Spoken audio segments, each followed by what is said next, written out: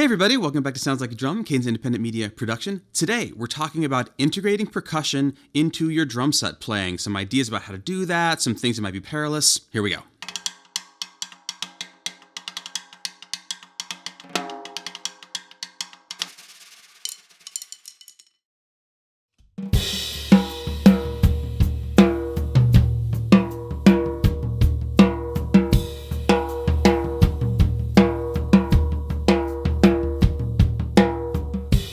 Up front, let's talk about what we are doing today, because there's a lot of things that we're not doing. We're not worrying about specific rhythms. We're not worrying about specific styles, anything like that. What we're really talking about is, particularly in recorded situations where you have the opportunity to overdub and things like that, what sorts of things to think about if you want to expand the way you integrate little bits of percussion into your performances. We deal a lot with taste around here and trying to be tasteful, and there are a few things about putting percussion into your drum set grooves that can have a little bit of taste involved and a little kind of like forethought and things like that. And the main one, the word we're going to use is frequency, in a couple of different ways. First of all, frequency in terms of like how frequent is it happening? How dense is the performance of the percussion overdub that's going onto the kit? And also, how dense is what's already happening in terms of like subdivisions?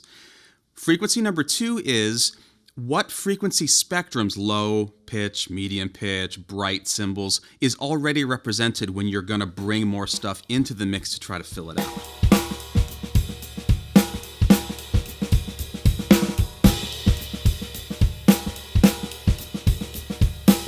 Now, regardless of whether you're on the percussionist or the drum set side of this, the perspective is basically the same. If we have more than one person playing percussion at the same time, we want to make sure that we are fitting in rather than filling up a lot of the same space and either muddying the low end or frankly muddying the high end or anything in between for that matter. We want to make sure that things are evenly distributed.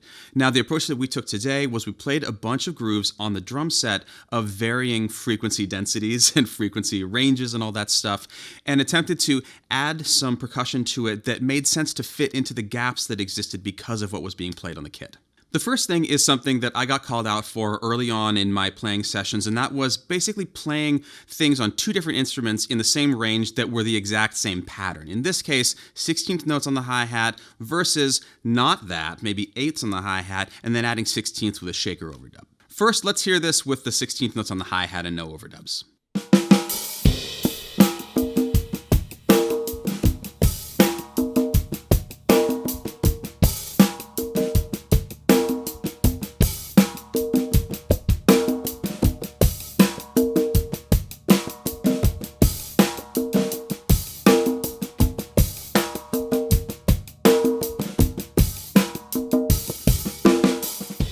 Now, what is essentially the same groove, or the same, groove, I could play this on the same tune, but we're putting this in the shaker instead. It's a totally different character. We have stronger 8th notes in the hi-hat, and it lightens everything up.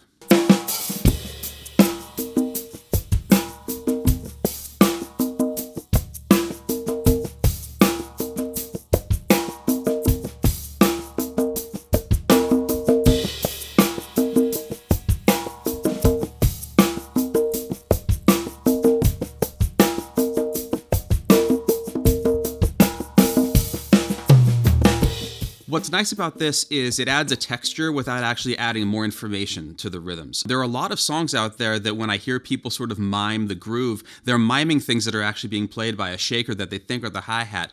Big example of this is The Payback, the old James Brown tune. Lots of shaker, not very much hi-hat, but you have that 16th note feel. But because it's a shaker or a cabasa, something that's a little bit wider in terms of the attack, it doesn't have that bright, clicky kind of thing to it. Just sort of, I don't know, it just chills the whole groove out. An incidental aside to this is also something that I do on almost every studio session, actually. A lot of people I know do this, and it is making a shaker track or a loop of a shaker playing 16th notes or some quicker subdivision rather than just playing to a quarter note click track. It fills up the space in that same way. It's a little bit easier to play to, and it feels more musical because it's something that was played by a human, and if you played it, then you're playing to your own feel, which is also really nice, and I find to be way easier than playing to a drum machine or just to a naked click. Next up, different frequency situation. We're talking about where in the frequency spectrum the tones are living rather than how dense the rhythm is. We're going to play a groove that is derived mostly from the toms and some snare, and then we're going to move on to using something else to take up that space.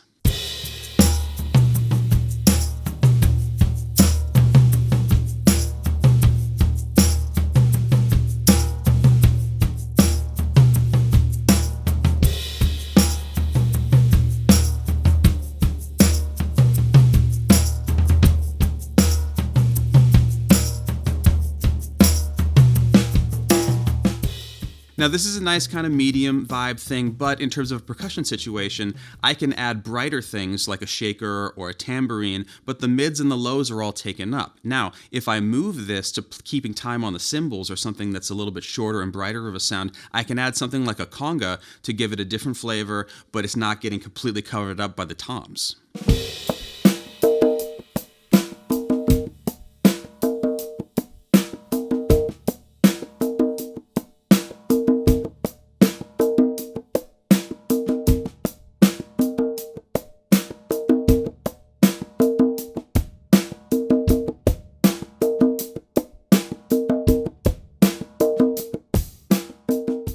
Now, another place that the frequency issue lives is when you have a percussionist on stage with a drum set player, maybe 2 or even 3 percussionists in addition to the drums.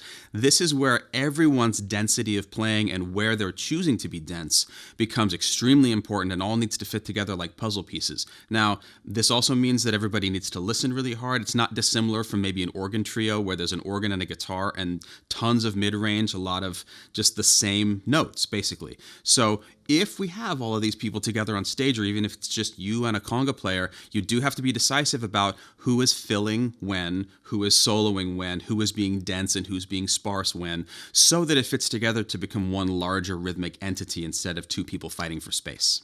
It's also terrifically important to understand that when we're talking about everyone's density and frequency of notes coming by, it's not just the percussion. It could be, dead strokes on the guitar. It could be anything that's taking up those subdivisions. So we have to be acutely aware that just because there isn't some other percussionist playing all the 16th notes, that doesn't mean that we can just go do that. We still have to be listening to the entire musical environment and make sure that what we're doing is fitting into the larger puzzle and not adding difficulty to everybody else.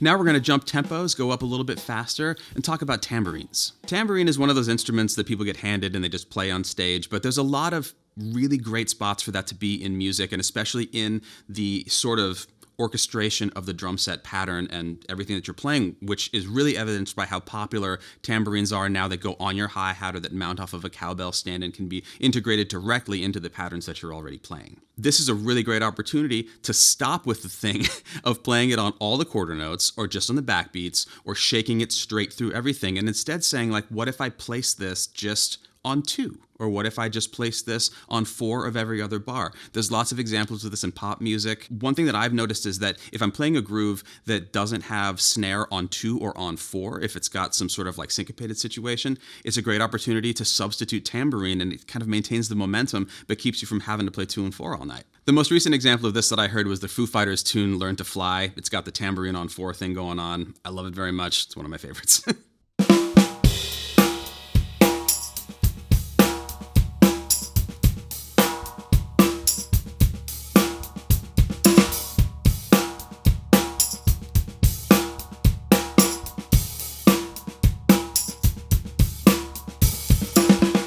Now, last but not least, we brought out some claves today. I'm sure not everybody is a big Afro-Cuban or Brazilian drummer out there, but these rhythms are in all sorts of music. They are integrated into pop music. They have been for a long time. And the clave, some sort of clave pattern, is in a lot of this music. And a lot of the drum set patterns we play sort of like house the clave as a cross stick or on the snare or somewhere that's pretty sort of obtuse and kind of becomes the center of the groove.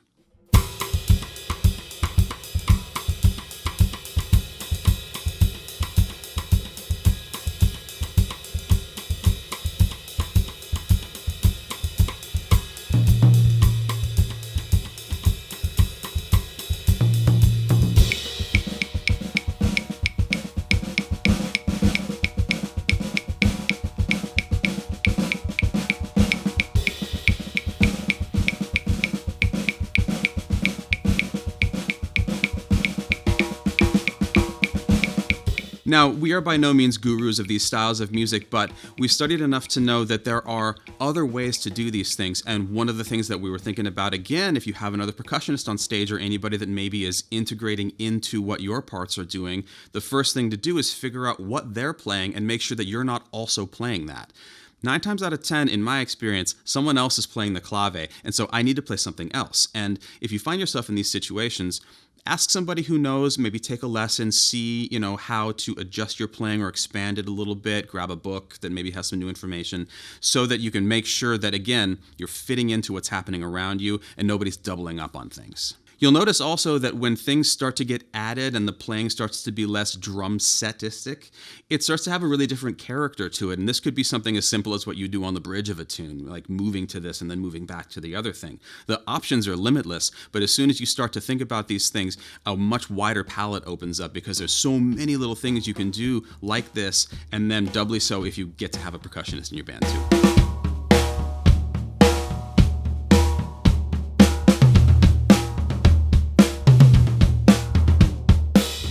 Now, this might seem like a departure from what we normally talk about here, but it really isn't, because the main thing about this is we're trying to make a good sound, we're trying to make a musical sound, we're trying to make a sound that fits in the context of the rest of the music that we're playing. Sometimes that's a density of rhythm, sometimes it's a frequency range thing, but something as simple as brighter hi-hats for music where you're playing 16ths, or a higher pitched snare drum if you're going to be doing a lot of samba stuff and you need to hear all those 16ths. Or maybe, pitching your toms up so they're out of the way of the congas. There's all sorts of different situations where you need to tune the kit to go with the surroundings. And it may be that you need to tune it in a special way to go with surroundings that you are adding just by bringing other percussion to the drum set and making sure that none of it is stepping on any other part if the conga and the snare are too close, that kind of thing. But at the end of the day, these are all just little flavors that you can add to the stuff that you're already doing, and also have options for recording situations and options for live situations if you have an extra limb free that you want to hit something with. And at the end, it is just more percussion. And more is more as far as I'm concerned in terms of options, at least, as long as we can make tasteful choices when we have all these options. That about does it. Thanks for coming along on this journey. Please like, comment, and subscribe, and hit the notification bell below so you hear about all of our new videos. And we are especially thankful to the patrons for keeping us afloat, keeping us excited, giving us ideas as well. Shoot over there, follow the link below if you haven't checked it out yet. And lastly, tell us about integrating percussion into your drum set, especially if there was something that you thought maybe was new that you hadn't seen anybody do before. We're always looking for things that are going to inspire us, and we hope that these have inspired you today.